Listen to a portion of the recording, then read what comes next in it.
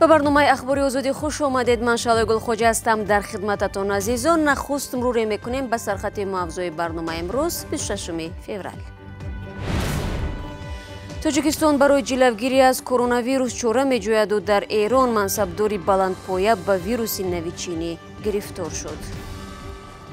میخواستم به اطلاعتون برسونم که منم کرونایی شدم. من از دیروز تب داشتم. تست اولیه‌ام آخر شب مثبت شد. бехабарӣ ё беаҳамиятии ҷавононе ки бори аввал ба интихоботи парлумонӣ мераванд дар бораи ин маъракаи сиёсӣ чӣ медонанд?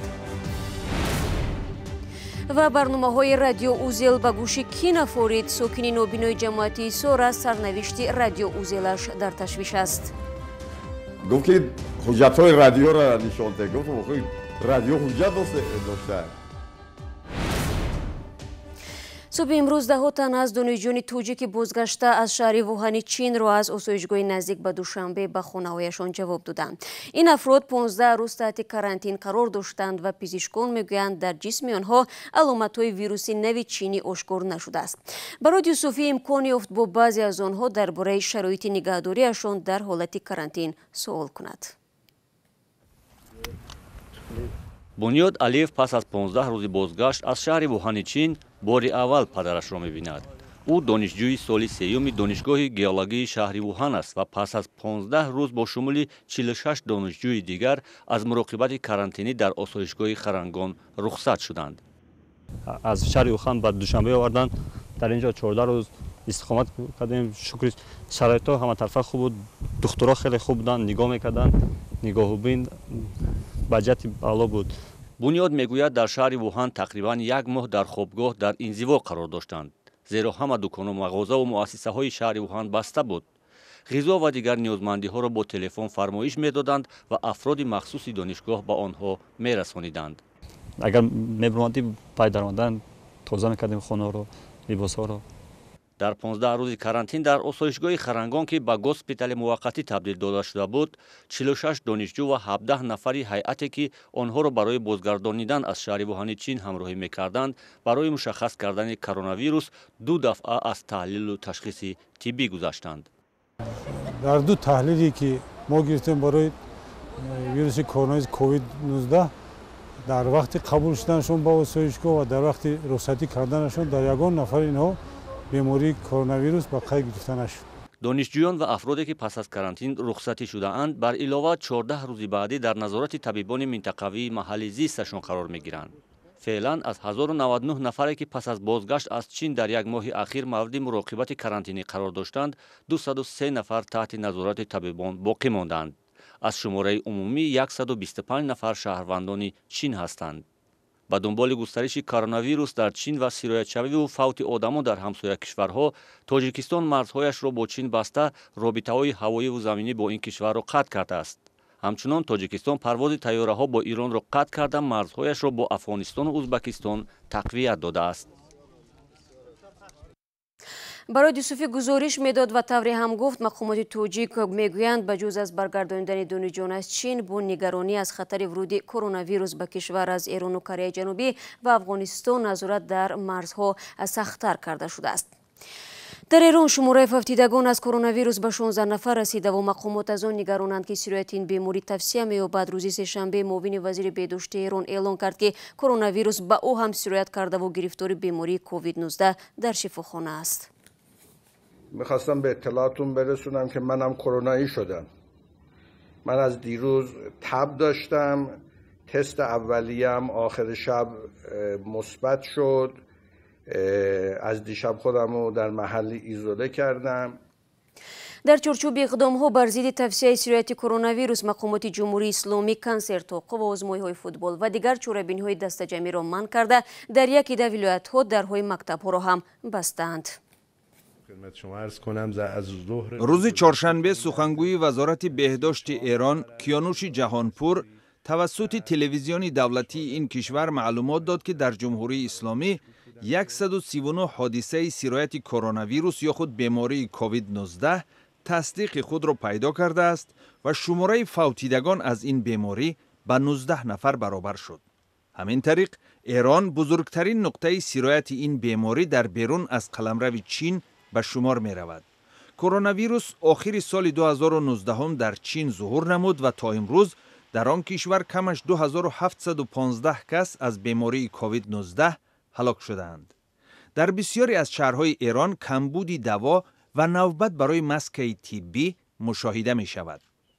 در مورد تهیه ماسک و در ضد عفونی کننده ها اینا خب به هر حال کمبود داریم. خب اینم طبیعیه، خب جاهایی که بیشتر درگیرن بردن اونجاها. خب این وضع بسیاری از کاربران شبکه‌های اجتماعی را به غضب آورد. حتی بتونن یه سری جاهای این بیماری زیاد شده حتی قرنطینه بکنن خیلی بهتر، یعنی خود ماها باید کمک خودمون هم بکنیم. به نظر من باید خود پیشگیریشون زیاد باشه مردم. بعضی ها اصرار می‌ورزند که شماره فوتیده ها به 68 نفر برابر بوده. منصبداران معلومات درباره وضع واقعی سرایت این بیماری را پنهان می‌کنند. پرزیدنت ایران از مردم این کشور دعوت کرد که به وحشت زدگی راه ندهند.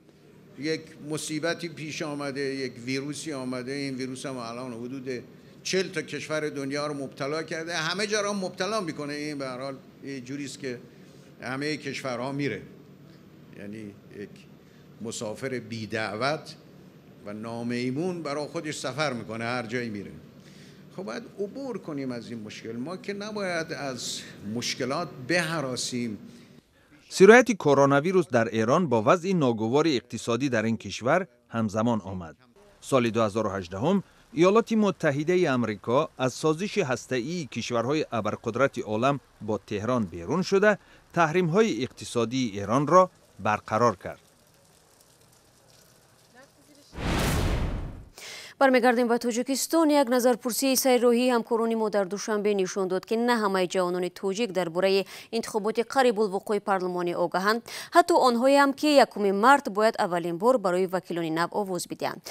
چنین به اهمیتی به انتخابات پیشرو در حالی است که در میان نامزدهای احزاب سیاسی به کرسی وکیلان مجلس نمایندگان نیز جوانان کمند. سرویناز روح‌الله و شهلای عبدالله موضوع را پیگیری کردند. 4 روز پس در تاجیکستان انتخابات پارلمانی برگزار می شود و قرار است در آن صدها نفر جوانی که سنشان به 18 رسیده است باری اول پای قوطی های رای رفته آواز دهند.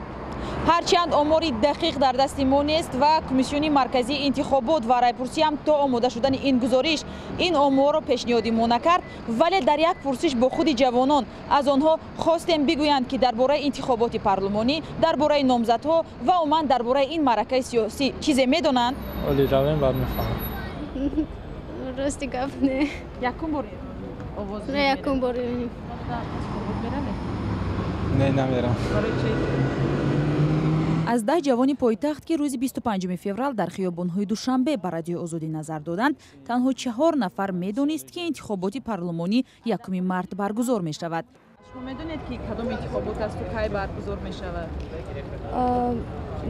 بعد همین 1 مارت همین خیلی بوده. انتخاباتی از 1 تا 6 بخوام. بزرگمهر صدرالدینов دانشجوی سال اول دانشگاه طبی تاجیکستان از کمترین جوانان بود که توانست با رادیو آزادی کم و بیش درباره این معرکه سیاسی صحبت کند. هر یک وکیل پیش از انتخابات نقشه خودش داره، مثلا چی اعلام میکنه که در همون جای دعوتنامه که من بعد که انتخاب شدم همون کار اجرا میکنم و بعد که انتخاب کردم مثلا طریق رایپرسی عمومی خلق همون کار خودش اجرا میکنه، بعد همون با کاری اعلام کردگی عمل کنه.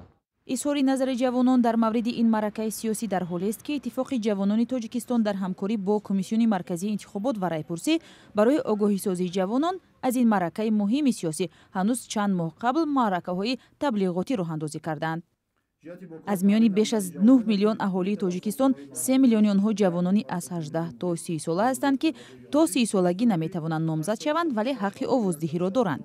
اما کمرنگ بودن حضور جوانان در معرکه‌های سیاسی را نهادهای مربوط نگران کننده نمی‌شمارند. امروز جوان به سیاست میل ندارد، این یک من شخصا چیزی منفی قبول ندارم. این میل وی است، خواهش وی است. به هر صورت روز 1 مارت این جوانان، آنهایی که 18 ساله شده حق انتخاب در انتخابات را پیدا کردند، می توانند پای قوطی های رای بروند و به احتمال زیاد در حوزه های انتخاباتی مثل انتخابات های گذشته آنها را با گلدسته ها پیشواز گیرند، ولی هنوز معلوم نیست آواز آنها تا کجا حل کننده خواهد بود. Сарвинози Рӯҳулло, Шаҳлои Абдулло, Озодӣ, Душанбе.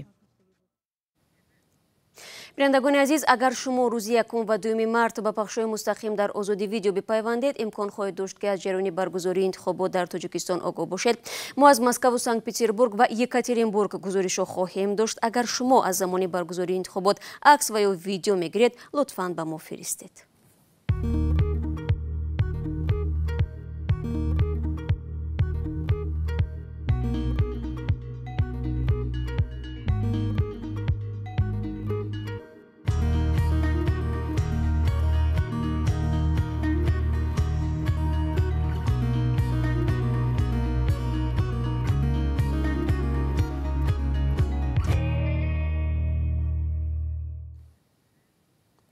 як сокини деҳоти ҳиссоро тақдири норӯшани радиоузелаш нигарон кардааст. Содиқҷон Бачгонов, ки аз қувваи босира маҳрум аст, чанд соли пеш бо пули хайрикунандагон як дастгоҳи радиоузел харидорӣ карда ва онро гардонандагӣ мекард. вале ба масъулони ҷамоати деҳот тариқи ин радиоузел пахши амри маъруф хуш наомадааст. чунӯчароро дар гузориши Амриддин Олимов мебинем. ана ин фаъол шуд.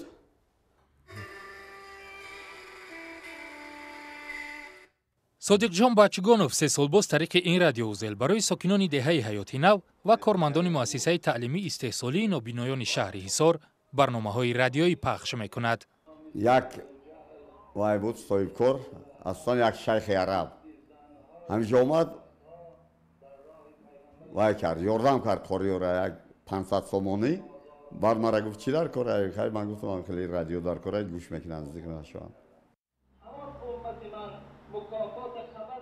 Бачгонов мегӯяд ба ҷуз аз барномаҳои радиоӣ рӯзҳои ҷумъа 2 соат суолу ҷавоб дар масоили динӣ ва амри маъруф низ пахш мекунад. масъулони ҷамоати деҳоти Ҳисор ба ӯ гуфтанд ба ин кораш хотима диҳад. омад гуфт чанд маротиба, гуфтам бо монди, гуфтам ҳо хай 1-2 соат монда мекушем.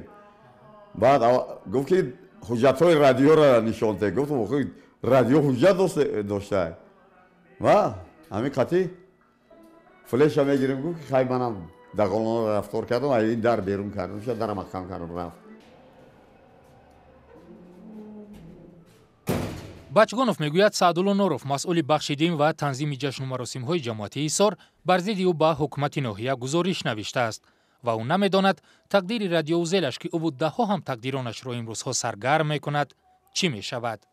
Саъдулло Нуров, масъули бахши дини ҷамоати деҳоти Ҳисор, дар суҳбати бидуни камера гуфт ӯ ба мақомоти шаҳр шикояте набурдааст, аммо 6 маротиба ҳамроҳ бо кормандони дигар мақомот ба Бачгонов ҳушдор доданд, ки тариқи радиоузел амри маъруф пахш накунад, чун ба гуфтаи ӯ пахши амри маъруф дар ҷойҳои ҷамъиятӣ маън аст. аммо Бачгонов мегӯяд сабтҳое ки ӯ пахш мекунад моҳияти тарбиявӣ доранд. фақат савол ҷавоб дорад.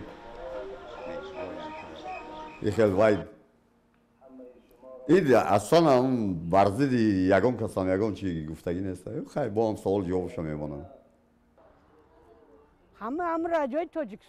сокинони кӯҳансоли маҳалла, ки дар ин ҷо вақти холии худро мегузаронанд, аз пахши барномаҳои радиоӣ истиқбол мекунанд. ин радио хуба барои комбинат. одамо як бекор бисора гӯш мекуна, қонума мефаҳманд. дастгоҳи иҷроияи президенти Тоҷикистон соли 2016 ба мақомоти кулли навоҳӣ дастур дод, ки дар назди дуконҳо, нуқтаҳои фурӯши сӯзишворӣ, масҷид ва дигар ҷойҳои ҷамъиятӣ радиоузелҳоро насб кунанд. дар пайи ин дастур мақомот ҳазорон радиоузелҳоро насб карданд, ки дар он радиои Ховар ва радиои Тоҷикистон шунавонида мешаванд. ин матлаби охири барномаи имрӯз буд ва ташаккур аз якояки шумо барои ҳамроҳӣ. бинандагони азиз, то мулоқоти навбатӣ ҳар яки шумо метавонед хабарҳои тозаро аз вебсайти радиои Озодӣ зери нишонии www.ozodi.org бихонед. чун ҳамеша гузоришҳои рӯз ва ҷолиб дар Ozodivideo канали махсуси мо дар YouTube гузошта мешавад. ҳамчунин саҳифаҳои мо дар шабакаҳои иҷтимоӣ шабонарӯзӣ фаъол мебошад.